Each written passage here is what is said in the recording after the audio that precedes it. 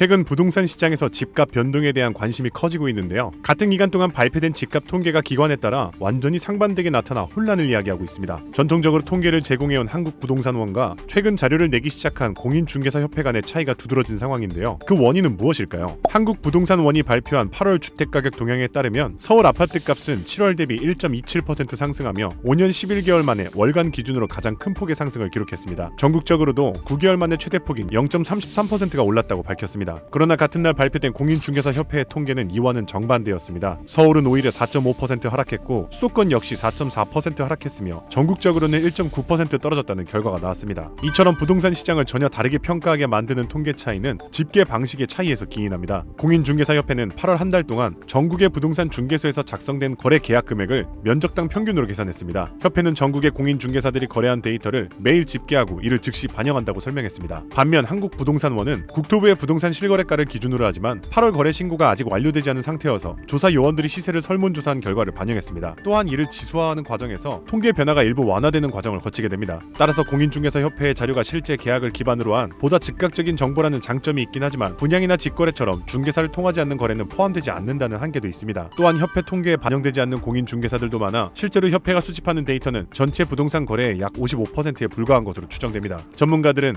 공인중개사협회의 통계가 지역별로 가격 변동 편차가 큰 등 좀 더 정밀한 방식이 필요하다고 지적하고 있습니다. 그럼에도 불구하고 협회는 자신의 통계와 국토부의 실거래가 자료를 비교했을 때 아파트의 경우 93%의 일치율을 보였다고 주장하고 있습니다. 이에 따라 8월에 급격한 하락세를 보인 협회의 통계가 한국부동산원의 9월 통계에 반영될 가능성에 대한 관심이 모이고 있습니다.